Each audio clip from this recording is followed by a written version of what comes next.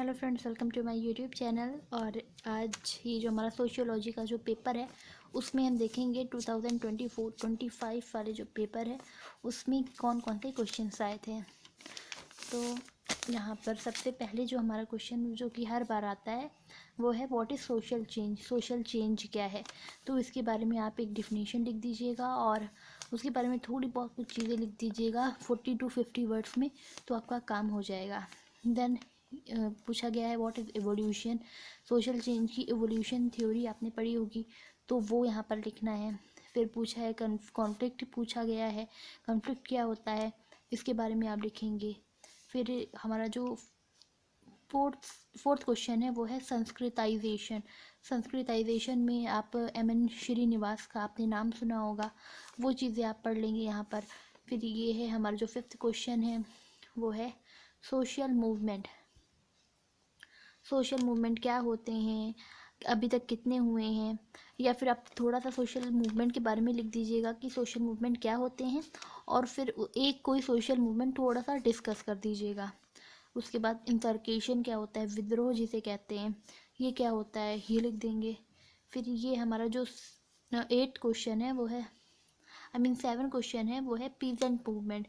Peasant movement क्या है, क्या हुआ था उसमें, कब शुरू हुआ, ठीक है। और जैसे आप यहाँ पे एक आपने सुना होगा पीजेंट मूवमेंट में पबना मूवमेंट एक मूवमेंट था, तो वो भी एक तरह का पीजेंट मूवमेंट था, तो उसके बारे में आप थोड़ा सा लिख देंगे, तो यहाँ पे आपका काम हो जाएगा।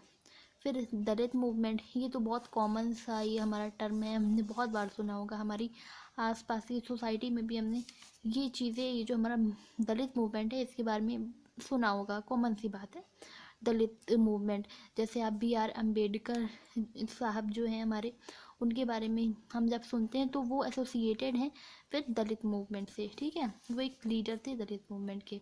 उसके बाद कल्चरल लैग क्या होता है, सांस्कृतिक विलंबना जिसे कहते हैं, वो क्या होता है। फिर हमारा जो 10th क्वेश्चन है वो है ग्लोबलाइजेशन। ग्लोबलाइजेशन मतलब interconnection between local and global world, ये होता है, ठीक है। तो ये सारी चीज़ें हमें पढ़ लेनी होंगी और हर बार इसी तरीके के क्वेश्चन आते हैं। बाकी ये था हमारा सेक्शन ए, ये हमारा सेक्शन ए था। अब हम देखने वाले हैं सेक्शन बी में। तो सेक्शन बी में हमारा जो पहला क्वेश्चन है, यहाँ पे जो सेकंड लिखा है वो है discuss concept of social change. अगर आप BA second year third semester के लिए तैयारी कर रहे हैं, आपका एग्ज़ाम होने वाला है, तो आपको ये जो चीज़ है सोशल चेंज, ये तो एकदम एकदम आपको एकदम एकदम बसा होना चाहिए सोशल चेंज के बारे में। और कुछ एक दो डिफिनेशन, मतलब किसने कहा, जैसे विल्बर्ट मोरे ने क्या कहा, एक दो डिफिनेशन तो आपको पता होनी ही चाहिए। फिर है हमारा third, describe various type of social change. Social change, अलग अलग टाइप के सोशल चेंज, यहाँ आप देखेंगे पहला क्वेश्चन भी सोशल चेंज से था, अगला क्वेश्चन भी सोशल चेंज से है, that describe various types of social change. और अगर हम ये तीसरा, यहाँ पे ये चौथा है बट ये है तो तीसरा क्वेश्चन अगर हम सेक्शन बी में देखेंगे तो वो फिर से हमारा ले लिया गया है फ्रॉम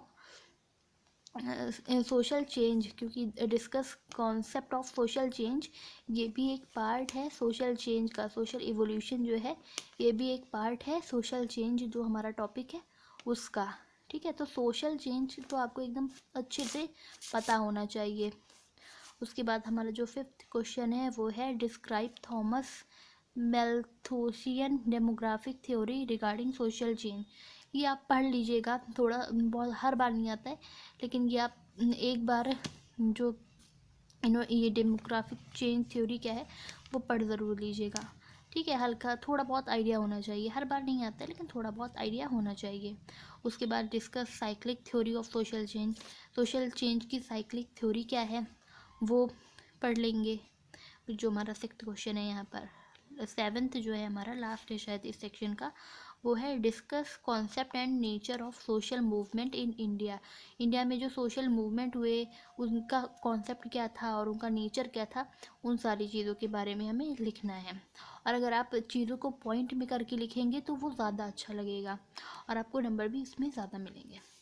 फिर ये हमारा सेक्शन बी भी कंप्लीट हो गया। इसके अंदर हमें 1 2 3 4 5 और 6, टोटल हमें 6 क्वेश्चन दिए गए थे, इसमें से हमें 4 अटैम्प्ट करने थे। तो इन सारे में से आप कोई भी 4 अटैम्प्ट कर सकते हैं। जैसा कि जब मेरा ये पेपर हुआ था तो मैंने 1 2 3 ये तीनों तो एक जैसे, तो मैंने ये 3 अटैम्प्ट किए थे और ये वाला नहीं किया था, और ये जो 7th है इसको किया था। ठीक है, ऐसे ही 4 हो गए फिर। बाकी इसके अलावा ये हमारा जो सेक्शन सी सेक्शन है, लास्ट वाला सेक्शन है, उसमें हमें यहाँ पर टोटल 4 क्वेश्चन दिए गए हैं, इसमें से हमें सिर्फ 2 अटैम्प्ट करना है। तो पहला जो क्वेश्चन यहाँ दिया गया है वो है discuss concept and various kind of information technology. Information technology क्या होती है वो बताइए, उसका कॉन्सेप्ट बताइए, और वो कितने अलग अलग टाइप्स की होती हैं वो बताइए। इसमें आपको ये बताना होगा। सेकेंड है हमारा, मतलब 9th वाला जो है वो है discuss parochialization process with example. Parochialization process with example. Parochialization process क्या होता है इसको आप एग्जाम्पल देकर समझाइए। तो मैंने ये वाला क्वेश्चन अटैम्प्ट किया था। और फिर ये हमारा 10th क्वेश्चन है वो है ये जो हमारा 10th क्वेश्चन है वो है इलोसिडेट द कॉन्सेप्ट ऑफ, ये पता नहीं प्रोनाउंसिएशन नहीं आ रहा है मुझे, तो the concept of women movement, discuss the role of women movement in India in social change. Social change में जो हमारी वुमेन मूवमेंट है उसका रोल क्या था।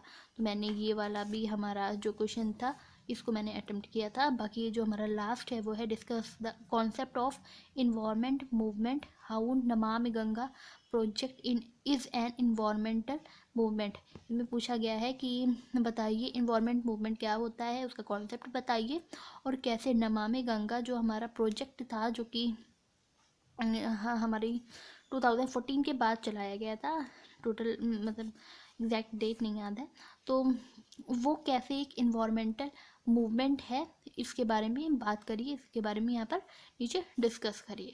तो इसके अंदर से मुझे 2 क्वेश्चन अटेम्प्ट करने थे। तो मैंने यहाँ पर हमारा जो 9th वाला क्वेश्चन था वो था व्हाट इज़ पैरोक्लाइजेशन प्रोसेस, उसके बारे में लिखा था। और फिर ये हमारा ये जो 10th वाला क्वेश्चन है मूवमेंट में मतलब सोशल चेंज में हमारा वुमेन मूवमेंट का क्या रोल था, ये वाला हमने इसमें अटेम्प्ट किया था। बाकी क्वेश्चंस ऐसे आते हैं कि आप सारे अटेम्प्ट कर पाएँ, और कुछ ना कुछ आपको इन जैसे इसमें 6 दिए हुए हैं तो इसमें 4 का तो आपको एकदम अच्छे से आइडिया होगा ही होगा। और सोशोलॉजी बहुत इजी सा एक सब्जेक्ट है जो हमारे जो नॉर्मल डे होता है उससे ही ज़्यादातर रिलेटेड होता है। तो आई थिंक आपको समझ में आया होगा। और अगर आप ने कुछ भी अभी तक सोशियोलॉजी में नहीं पढ़ा है और अगर आप इसको ही तैयार कर लेंगे, ये जो सारे क्वेश्चंस हैं इनको ही अच्छे से तैयार करेंगे तो 80% तो आई होप 80% तो आपका जो पेपर है वो एकदम पूरा हो जाएगा, तैयार हो जाएगा। फिर आपको डरने की ज़रूरत नहीं है कि आपको कुछ आता नहीं है। So thank you.